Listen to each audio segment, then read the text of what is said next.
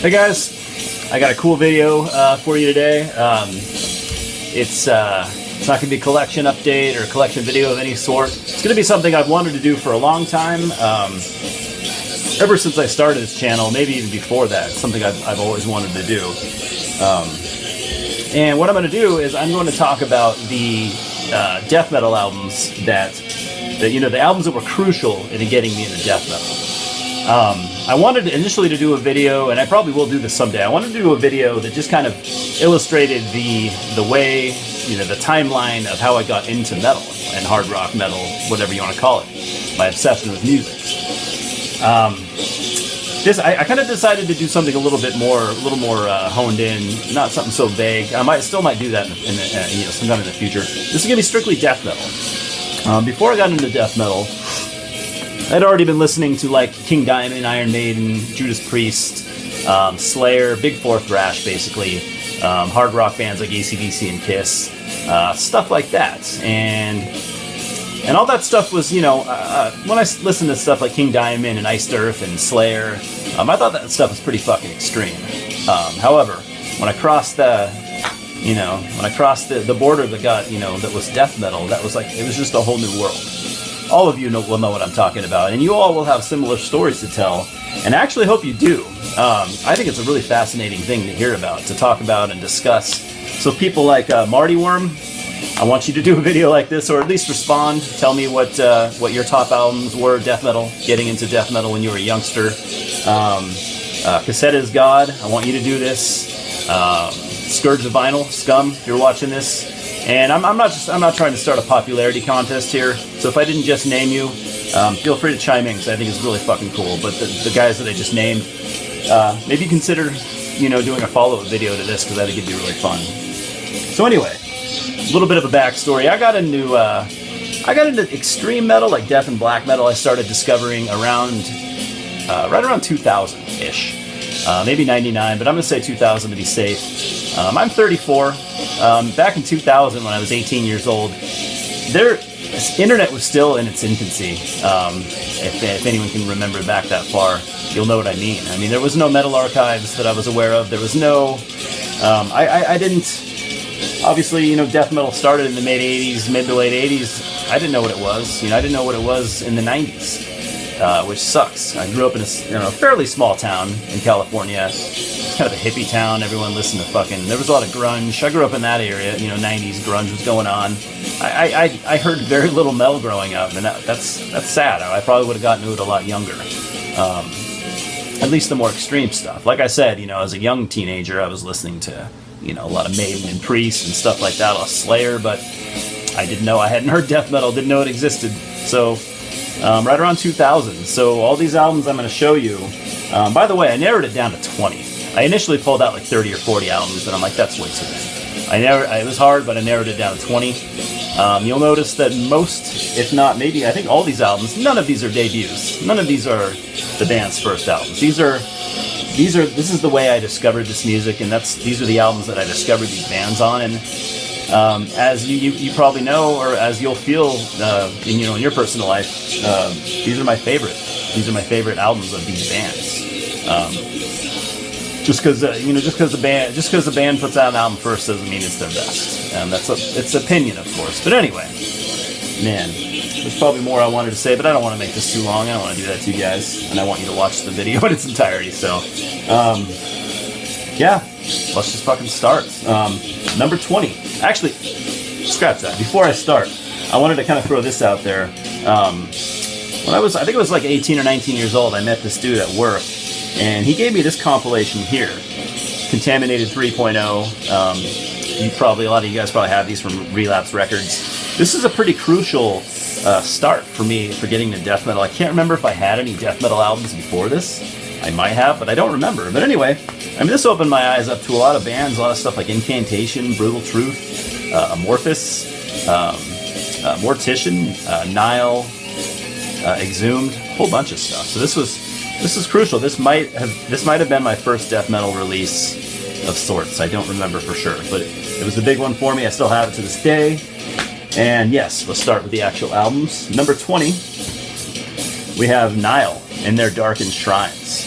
Now, this album was released in like 2002, so everything I'm going to show here, I got in between 2000 and 2002, so nothing here, maybe even 2003. I would say nothing here was released after 2003.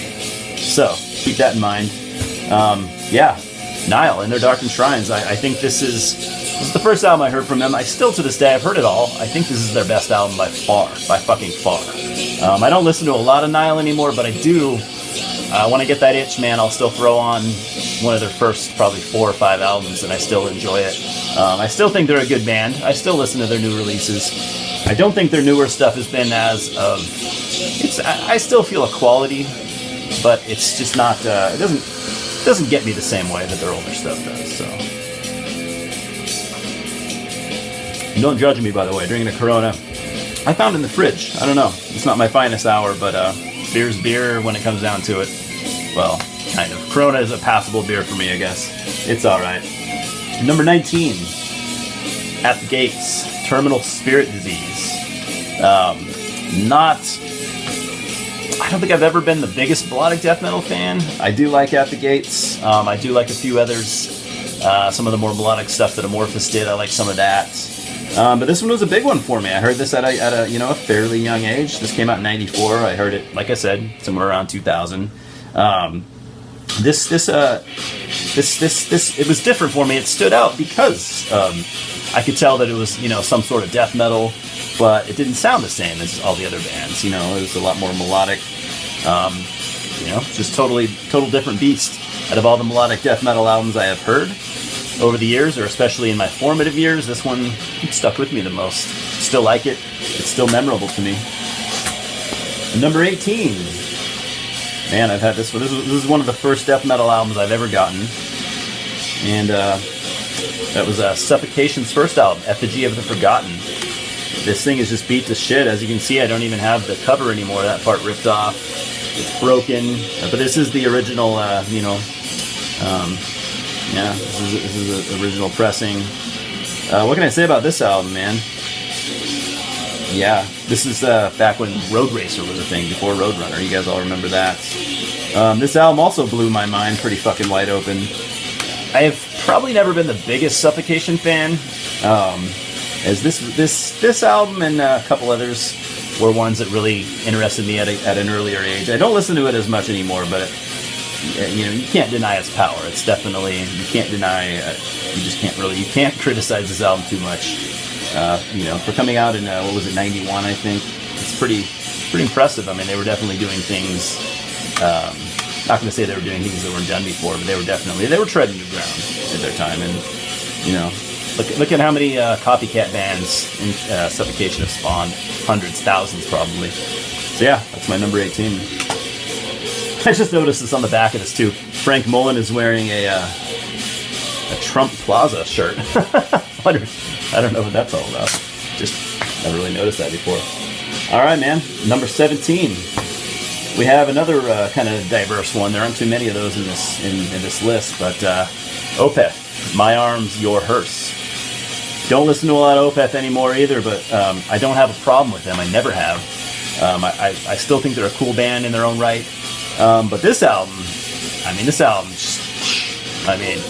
took everything I knew about extreme music and told me that you don't know everything about extreme music, because this was something that was literally, I listened to that so much. It was something I have never heard, and to be honest, to this day, I don't think I've ever heard an album really like this, or that I don't know, man. There's a magic in this one that does something for me.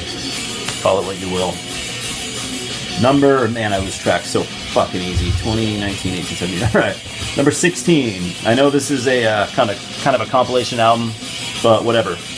This is Dismember with Indecent and Obscene, which was a full length, their second full length, I think, and then Pieces, one of their EPs, first EP. So whatever. I didn't really know what that meant at the time. I just thought it was an album in its completion. Dismember. This was probably the first. Is either them or Entombed, the first Swedish death metal band I had ever heard. And once again, that brought something new to the table for me, that Swedish style death metal that I hadn't heard before. I heard mostly American stuff early on. Sorry, let me situate myself here. So yeah, that really got me going. I still love this member to this day. Number 15. This one's gonna shock all of you because who the fuck gets into a band with an album like this? But I'm gonna be honest here. Death, the Sound of Perseverance. Man, this is an album that only so many people can even appreciate. Not even a lot of the hardcore Death fans hate this album, and I don't. I was a big fan of technical music, earlier on. I listened to a lot of Rush as a kid and stuff like that. So I don't know, man. I like this album instantly. I still like it. I probably don't listen to it once every couple of years, but I still like it, and for what it is, I like it for what it is.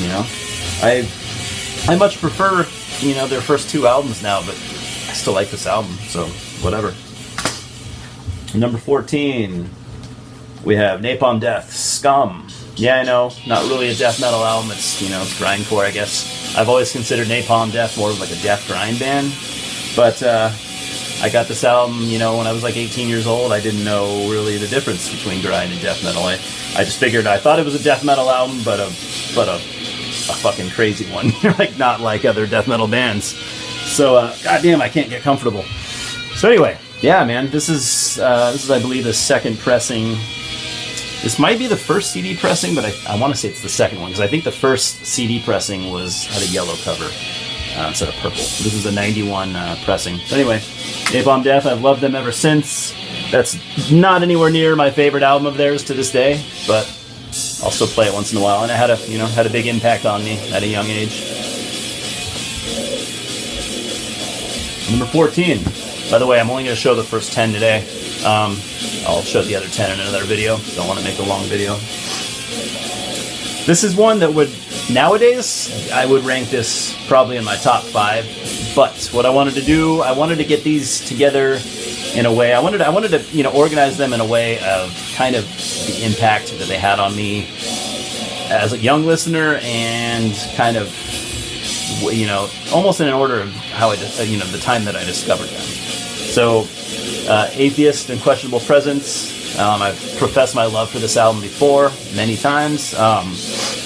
Like I said, if I were to divide all this stuff up, or categorize this stuff up, in a more of an order as how I feel about it nowadays, this would be like probably my top 5. But since I didn't get into Atheist, until after I had already heard a lot of other bands, so I had to place them around number 14 or 13. Shit. Yeah, number 13. Sorry. God damn it. I just cannot get comfortable. This video sucks. Alright, number 12. A band that, this album, like all these, blew me away. This album was doing its own thing. I still love this band to this day. And this is possibly their best album anyways. That's debatable though. Vital Remains, Dechristianize. This album is amazing. Fuck, I just drunk. God, I'm drunk already off one beer. Alright, yes. There's the inside. That fucking awesome cover I've always loved. Man, what can I say about this album?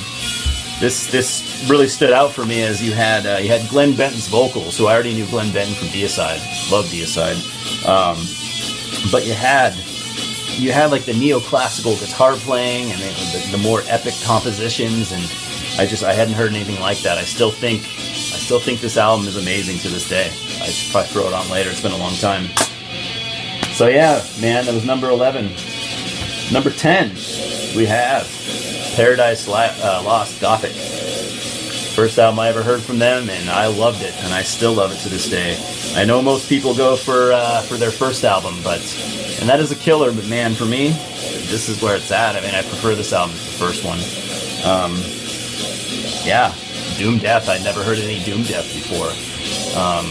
But for me, it sounded like, something like Candlemass, but with a death metal vocalist. The atmosphere that this album had, and the overall, the melancholic feel. Once again, I had never heard anything like it, and to this day, I just get the same feeling when I play it. It's an amazing album. As far as Doom Death goes, I mean, that is almost as good as it gets. So, yeah, that's 11 albums. 11 albums. That's 10 albums. yeah, that was my 20 through number 11. I'm going to have my 1 through 10 on my next video. And like I said, I want to see some of you guys either do a video like this or at least, tell me about your story in the comments below. Anyways, we will talk more when I do my my next video. Thanks for watching. If you made this, it this far, we will talk soon. And I appreciate you guys. Thanks for being my friends, and thanks for stopping by.